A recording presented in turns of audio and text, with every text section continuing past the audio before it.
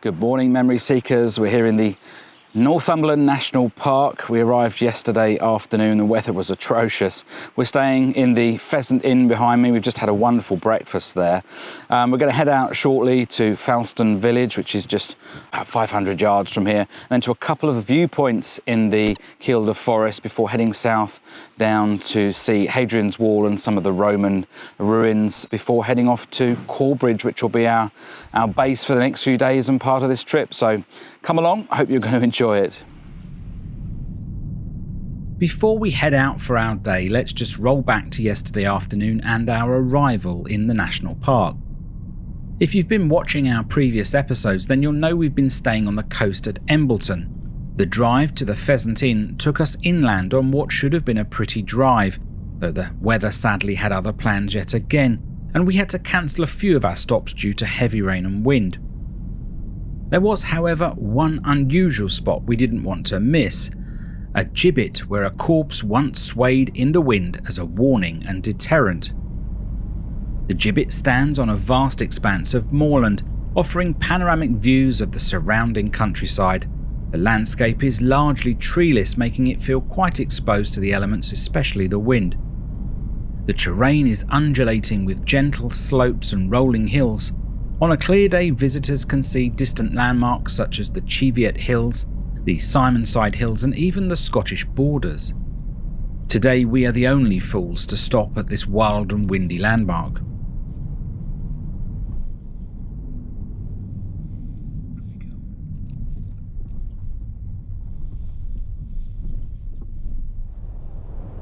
The story of the Winter gibbet involves William Winter in a dark tale of murder in the 18th century. In 1791, on the desolate moor near Elsdon, Northumberland, Winter, along with two female accomplices, brutally murdered an elderly woman named Margaret Crozier during a robbery. The crime shook the local community, and Winter was swiftly apprehended and brought to justice. He was tried and convicted of the murder, and his punishment was to be hanged in Newcastle. However, the authorities were not content with simply executing Winter. They wanted to make an example of him. So after his execution, his lifeless body was transported back to the scene of the crime.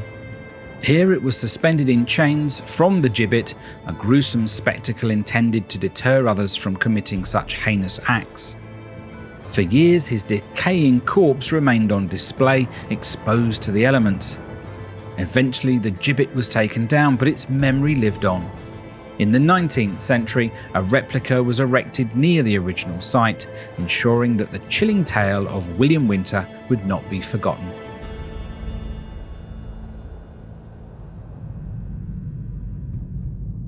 Continuing our drive deeper into the national park, we sought refuge in what we hoped would be a gem of a pub, a place to unwind after a hectic few days. The Pheasant Inn, a few miles from the renowned Kielder Water and Forest Park, home to England's largest forest and Northern Europe's biggest man-made lake, seemed ideal. Whilst our time here would be brief, we were eager to settle in for a night of good food and drinks in this cosy country inn. We booked directly through their website, paying £150 with breakfast included. Our room was comfortable and cosy and had a lovely view that emphasised our peaceful remote location.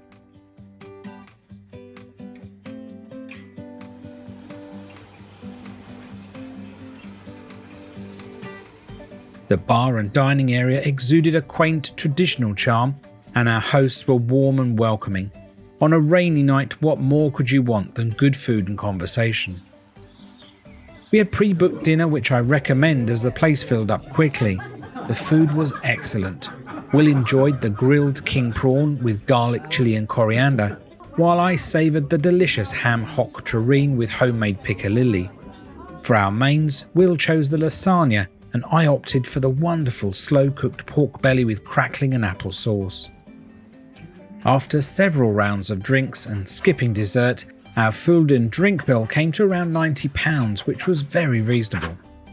Breakfast the next morning was equally impressive, setting us up perfectly for a day of walking around Hadrian's Wall. The porridge was the best I've had in years, and the full English breakfast with toast and jam was spot on. We highly recommend this charming country inn if you're staying near Kielder Water.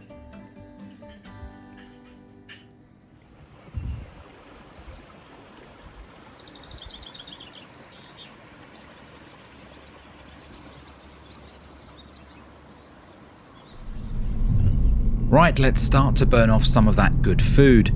Just a 2-minute drive from the pub is the very compact and sweet village of Falston.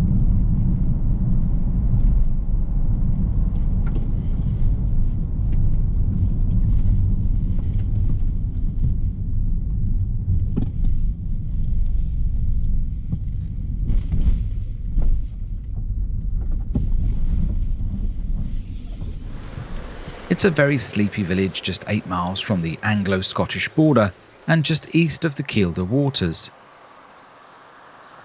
Stone buildings and traditional architecture give the impression of a close-knit community settled around 2 churches. It fosters a welcoming atmosphere for visitors, and a little tea room and craft shop in the old schoolhouse could be a nice spot for a cuppa when open. The 16th century coaching inn with exposed wooden beams is the local pub and bed and breakfast. Best to check the opening times on the website as it varies.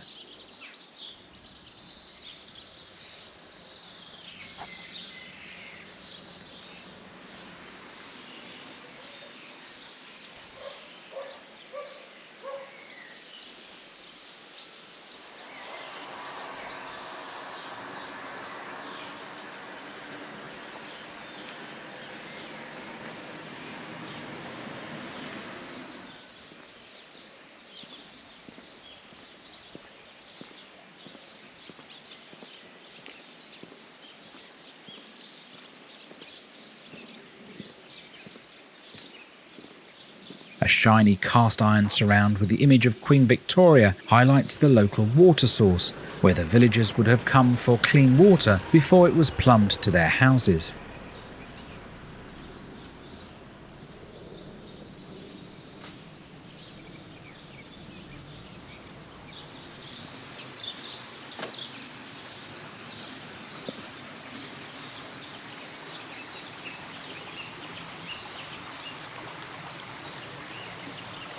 A pretty stream cuts through the village, probably a tributary of the larger North Tyne River that curves around the outskirts.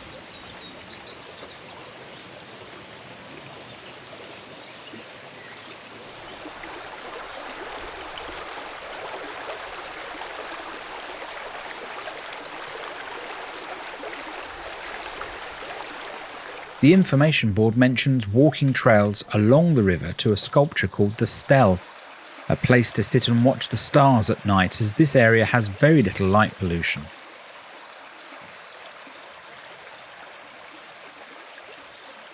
This charming little church is the United Reformed Church. I assume it's still in use.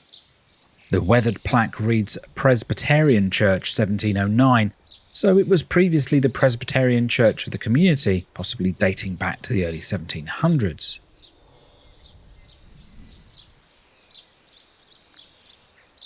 The walk route also mentions the old village railway, and the trails walk on paths from the old line. Goods were brought into the area on the railway, and livestock passed through on its way to market at Hexham. In the 1930s, tree saplings from Aviemore in the Highlands passed through on their way to be planted in the Kielder Forest. Apparently the station building is still visible, but not in the areas that we walked. The 20th century brought both challenges and opportunities. The decline of the railway and the closure of Falston Station in 1956 impacted the village's connectivity. However, the construction of the Kielder Water Reservoir in the 1980s led to new housing developments and increased tourist traffic. It certainly is a pretty little village to visit, and just before we head off to our next location, let's see the other church just up this hill. I read that St. Peter's Church was rebuilt in 1892 as a fire burnt down the previous church during renovations in 1890.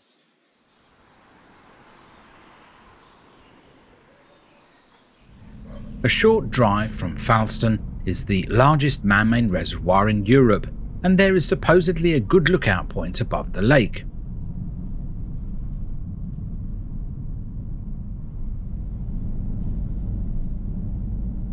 we headed for Elfkirk Viewpoint. Just off the main road, we follow a winding gravel track up to the car park.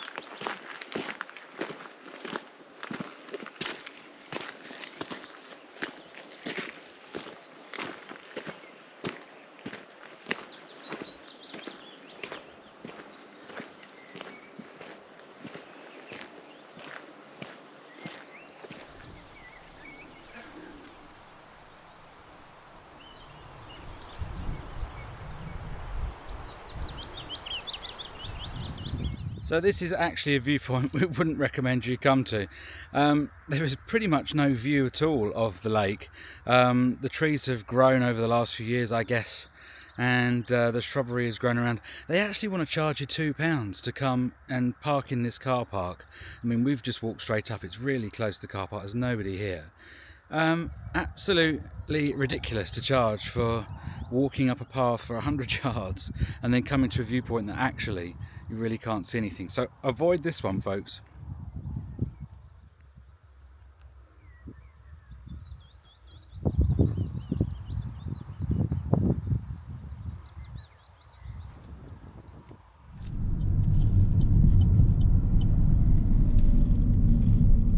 Just back on the main road, a few hundred metres away, was Tower Knoll Visitor Centre, which allows you to get up close to the shoreline of the reservoir.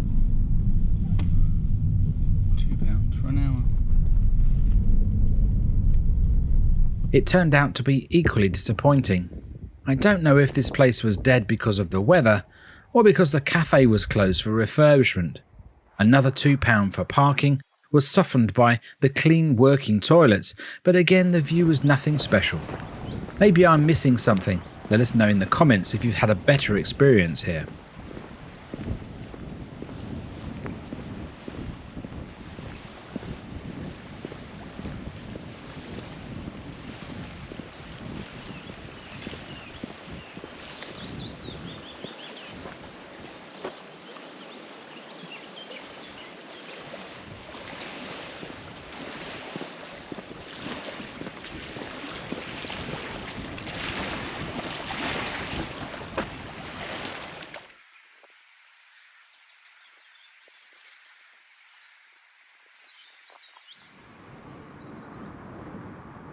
It's now time to see some of the Roman ruins and remains within and on the outskirts of the national park.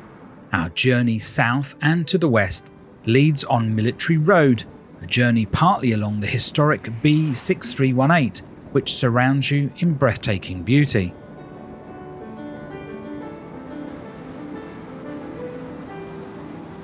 This iconic route, stretching an impressive 61.4 miles in total, claims the title of the longest B road in England. We're just exploring a small part of this road between Chollingford and Brampton, tracing the footsteps of Roman soldiers who patrolled Hadrian's Wall centuries ago.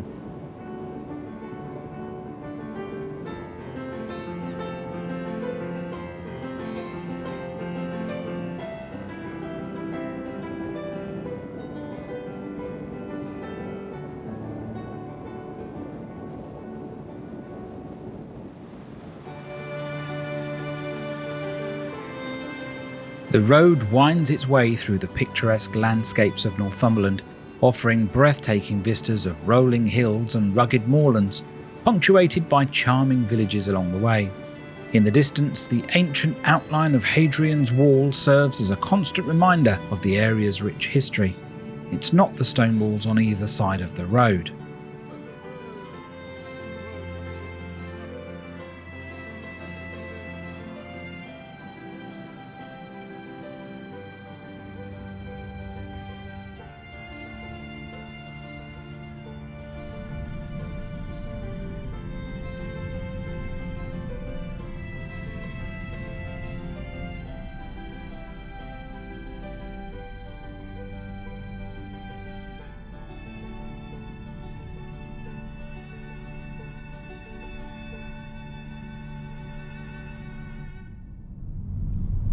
We are heading to Birdoswald Roman Fort, as this is the site of the longest remaining stretch of Hadrian's Wall. It's an English heritage site, which has parking for the fort and a place to stop on the awkward country road if you just want to see the wall and not buy a ticket to the fort.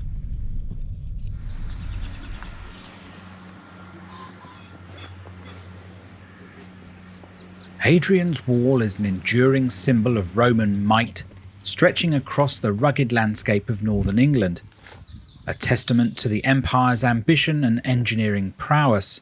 Built in 122 AD under the orders of Emperor Hadrian, this colossal fortification served multiple purposes.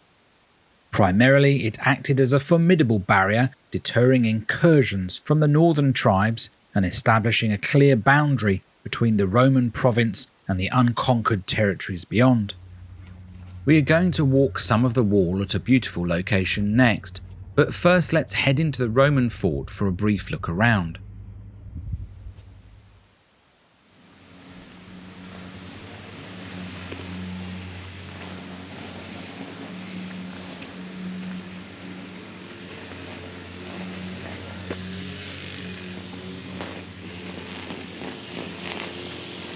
English Heritage members can get in free here. If you need a ticket, check out this website for details. When the wall was built around 122 AD, it was originally a turf wall. A fort swiftly followed, and a garrison of around 800 men was stationed here all the way through the Roman period.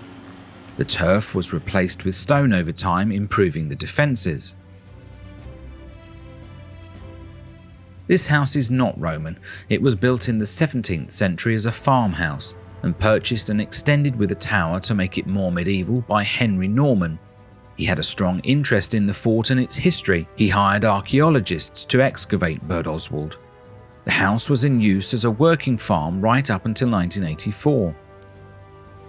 This was a granary to feed the troops, built around 208 AD, able to hold months of supplies.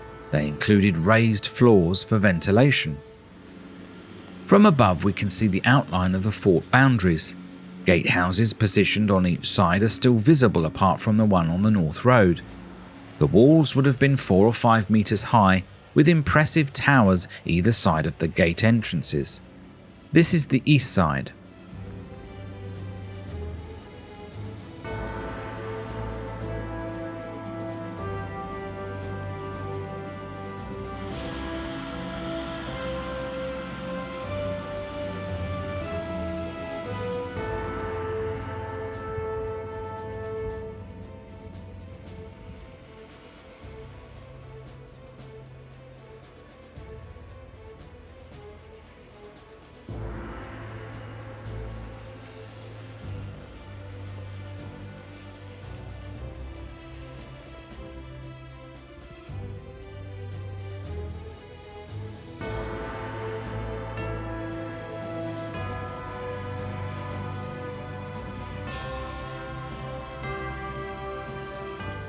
Looking back from the southern gateway at the farmhouse, you can really get a feel for the size of the space within the fort's walls.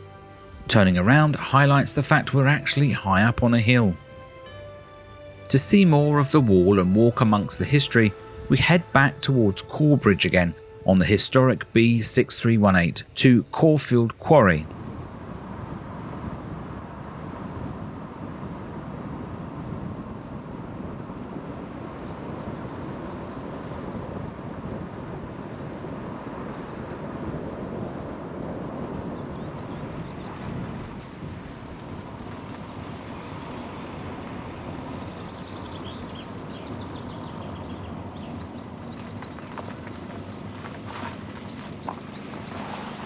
Driving into the car park, we see the dreaded £2 an hour sign again. The site was once a quarry used to extract the Winsill dorolite rock, which was used to construct Hadrian's Wall in this area. This rock covers a large area of northeast England, formed underground millions of years ago through volcanic activity. Erosion now exposes some of that rock. The quarry has been transformed into an attractive picnic area featuring a large pond, picnic tables and toilets, and offers access to one of the most well-preserved and highest-standing stretches of Hadrian's Wall, showcasing its dramatic position on the edge of the Windsill Cliffs.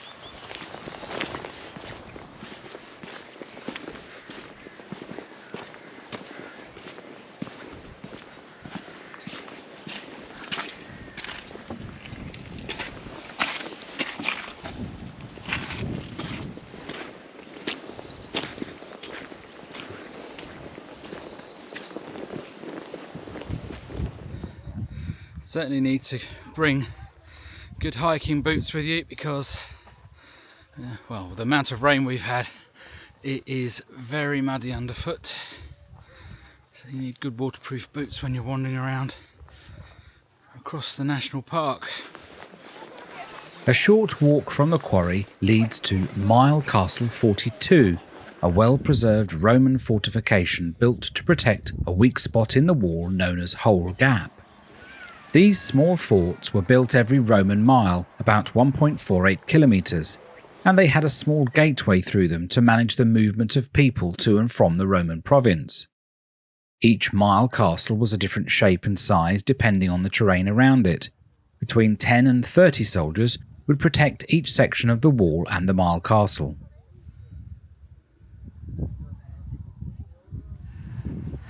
So it runs right across the ridge from there down here and then up to where we are here.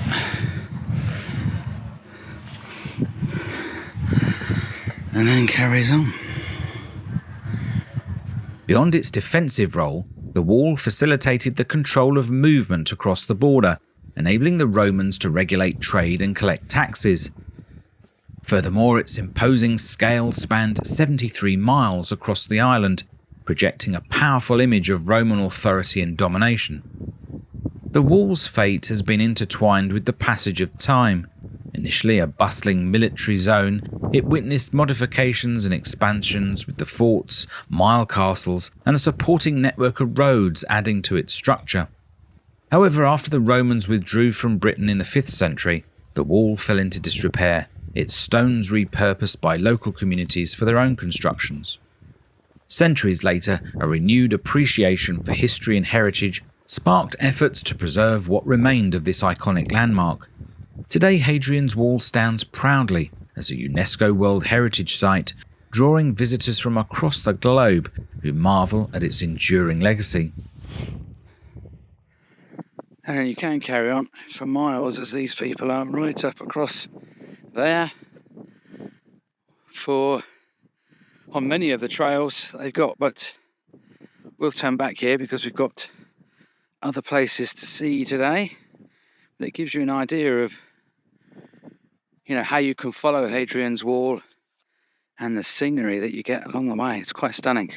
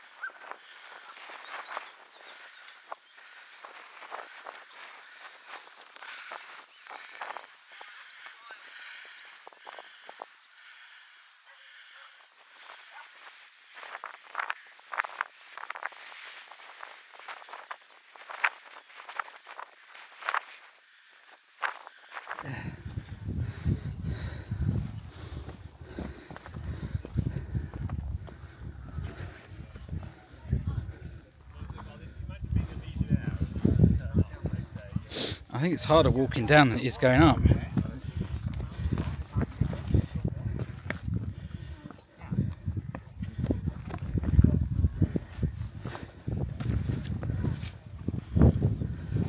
Oh, almost slipped.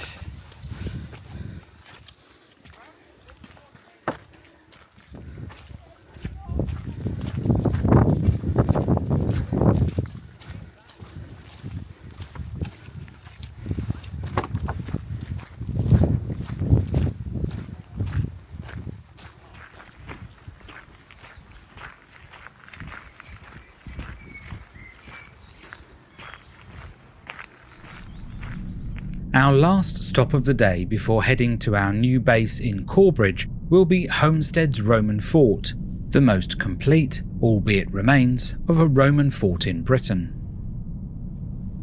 Our route once again takes us along the B6318 and passes the famous Sycamore Gap, which used to be home to an impressive 200-year-old sycamore tree, drawing crowds and photographers. Sadly, mindless vandals chopped it down one night in September 2023. It would have looked a little like this.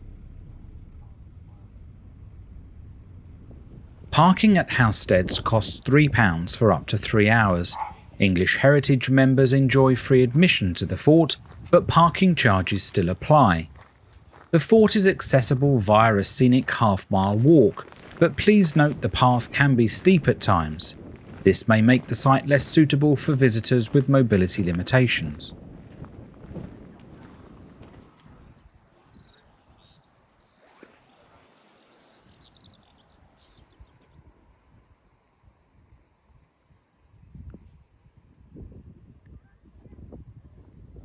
Before venturing to the fort itself, make sure you visit the museum situated high on the hillside.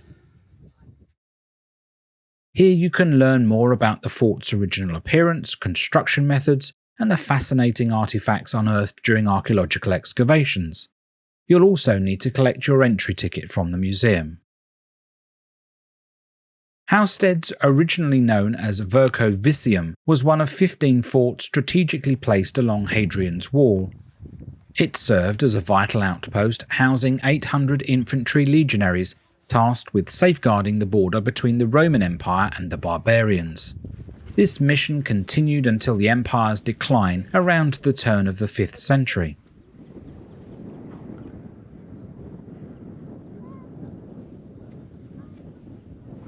The fort was a self-sufficient community, featuring barracks, a hospital, a commander's house, granaries, and even communal toilets. You can still trace the outlines of these structures today. Housesteads truly represented the edge of the vast Roman Empire. They tend to be more elongated. Okay.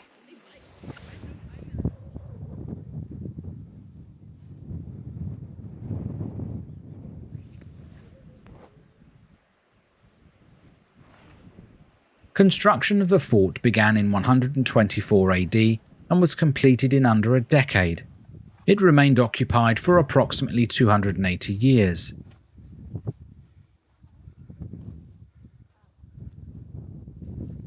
A small civilian settlement known as Vissus grew up around the fort, offering shops and inns to support the soldiers stationed here. The museum's displays showcase artifacts discovered in Vissus, offering a glimpse into daily life beyond the fort walls.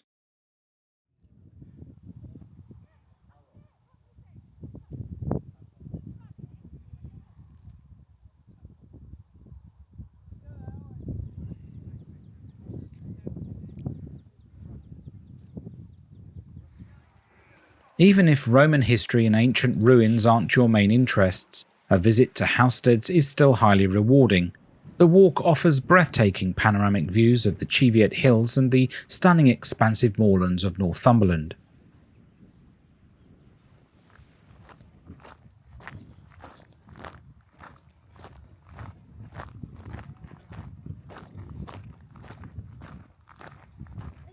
Our day exploring the national park and hiking amidst the fascinating Roman ruins concluded with a delightful arrival at the charming town of Corbridge. The weather finally graced us with some late afternoon sunshine, and our scenic drive through the town offered a tantalising glimpse of the architectural delights we could anticipate in the days ahead.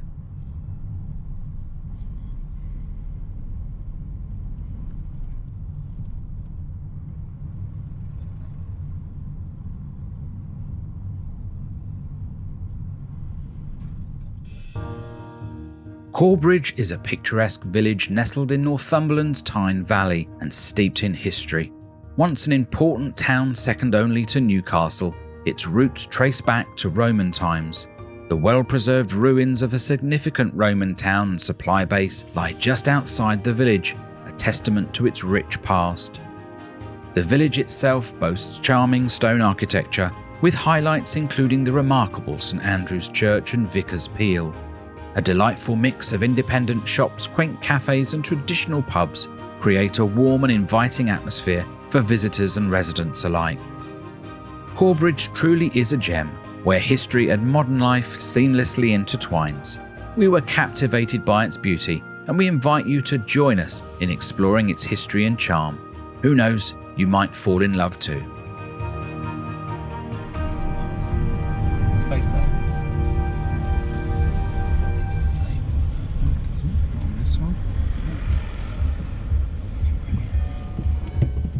Well, we've made it to Corbridge and the weather has picked up a little bit since our hiking earlier.